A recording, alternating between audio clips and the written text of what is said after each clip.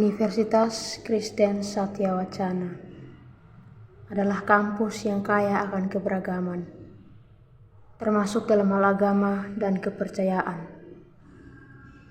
Di sini, mahasiswa dari berbagai latar belakang agama, Islam, Kristen, Hindu, Buddha, dan lainnya, hidup berdampingan dalam suasana akademik yang harmonis. Keberagaman ini menjadi kekuatan, bukan pemisah. Di UKSW, kita diajarkan untuk saling menghormati dan memahami perbedaan. Kuncinya adalah toleransi, komunikasi, dan saling menghargai. Dengan membuka diri, mendengarkan dan menghormati nilai-nilai yang dianut oleh orang lain, kita bisa menciptakan lingkungan yang inklusif, di mana setiap individu merasa diterima tanpa memandang agama atau kepercayaannya. Di UKSW, kita belajar bersama, berkembang bersama, tanpa membedakan agama atau kepercayaan. Inilah yang menjadikan kita lebih kuat sebagai satu komunitas.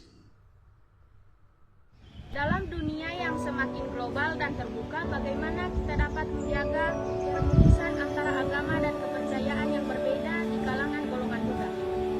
Kalau menurut saya, peran dari pemuka agama, dari dosen, orang tua, dari guru juga itu sangat penting untuk menjaga keharmonisan antar agama, karena mereka adalah orang-orang yang lebih paham dan punya otoritas untuk bisa memberikan pedoman bagi generasi muda agar saling menjaga keharmonisan. Terus yang kedua, dari poin yang pertama ini tinggal diperkuat saja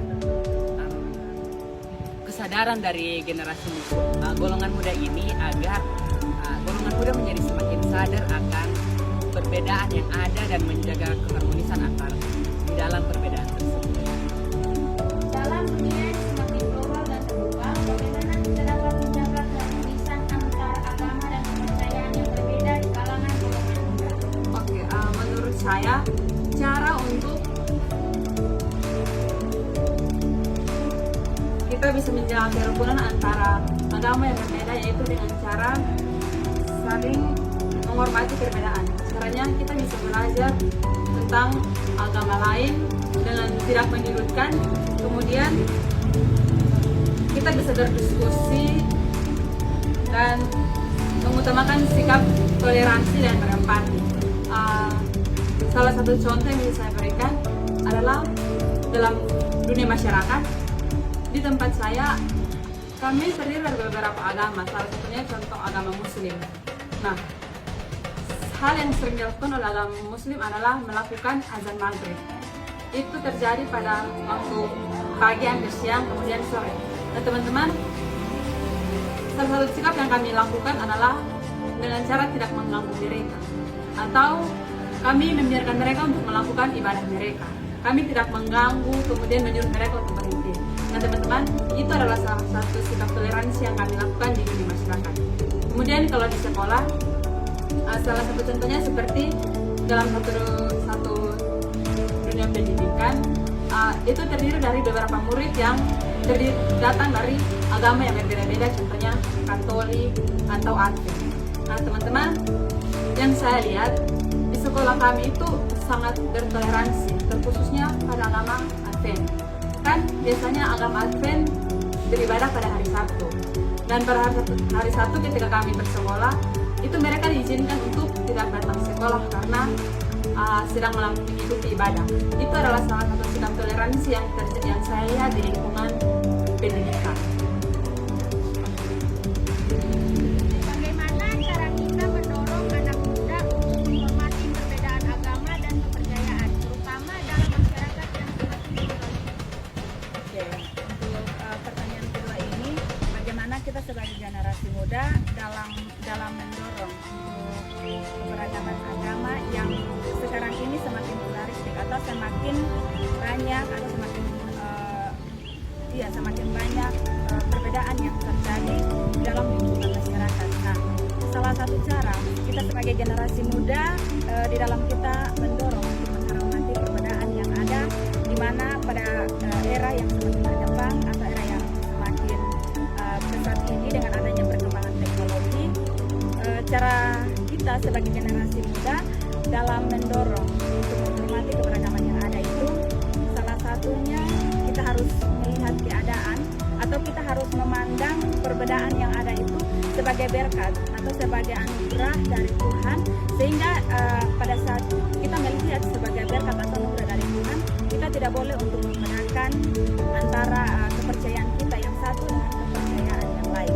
Nah, di dalam kita melihat hal itu sebagai berkat atau sebagai anugerah dari Tuhan, itu adalah kita menunjukkan bahwa kita itu beragam, karena di Indonesia itu penuh dengan keberagaman, penuh dengan keanekaragaman yang ada di Indonesia itu sangat banyak, sehingga kita harus melihat itu sebagai salah satu berkat yang diberikan kepada kita, begitu. Terus yang berikutnya, pada saat kita melihat itu sebagai berkat, maka di situ harus timbul yang namanya sikap saling menghormati antara yang satu dengan yang lain, antara individu yang satu dengan individu yang lain, seperti itu. Nah, intinya kita sebagai narasi muda itu harus tetap menghormati, tetap menjaga apa yang sudah diberikan, yang bukan sudah dari Tuhan. Terima kasih. Bagaimana cara kita mendorong anak muda untuk menghormati perbedaan agama dan kepercayaan, terutama dalam masyarakat yang semakin pluralistik? Kalau menurut saya sih itu harusnya peran orang tua dengan guru-guru yang ada di sekolah. Nah, contoh yang harus menjadi teladan yang baik supaya ya kayak ini, orang tua harus mengajarkan kepada anak-anak zaman sekarang untuk menghargai perbedaan yang ada. Terus yang kedua, harus memberikan pendidikan yang tepat. Yang ketiga juga harus mengembangkan keterampilan yang ada. Ya, harus kayak anak-anak muda itu harus menghormati perbedaan dan kepercayaan yang ada. Soalnya di Indonesia bukan hanya satu agama saja, tapi ada banyak agama juga. Saya. Agama Katolik adalah salah satu cabang utama dalam agama Kristen yang berpusat pada ajaran Yesus Kristus dan mengakui Paus di Vatikan sebagai pemimpin tertinggi di gereja. Kata Katolik berasal dari bahasa Yunani Katholikos yang berarti universal atau umum.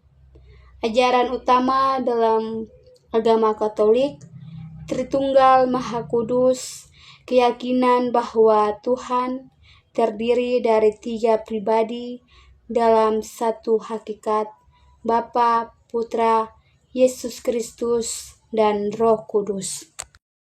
Agama Islam adalah agama monoteistik yang meyakini Allah sebagai satu-satunya Tuhan dan Nabi Muhammad sebagai utusannya. Islam berasal dari kata aslama yang berarti berserah diri, tunduk, atau patuh kepada Allah. Ajarannya didasarkan pada kitab suci Al-Quran dan hadis Nabi Muhammad. Agama Buddha adalah agama dan filosofi yang didasarkan pada ajaran Siddhartha Gautama. Agama ini berfokus pada pencapaian pencerahan dengan mengatasi penderitaan melalui pemahaman, moralitas, dan meditasi. Konsep utama dalam agama Buddha ada 4 kitab kebenaran yang mulia. Agama Konghucu adalah sistem kepercayaan dan filsafat. Agama ini menekankan moralitas, harmoni sosial, dan penghormatan terhadap leluhur sebagai bagian dari kehidupan yang beradab.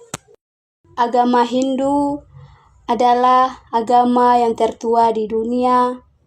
agama ini bersifat politeismik yang percaya kepada banyak dewa, tetapi juga memiliki konsep monoteistik dalam ajaran Brahman, yaitu Tuhan yang Maha Esa dalam berbagai manifestasi. Ajaran agama Hindu didasarkan pada kitab suci, yaitu Weda, Rigveda, Samaveda, Yajurveda, dan Atharva Weda. Agama Kristen Protestan adalah salah satu cabang utama dalam agama Kristen yang berpegang pada ajaran Yesus Kristus sebagaimana tertulis dalam Alkitab.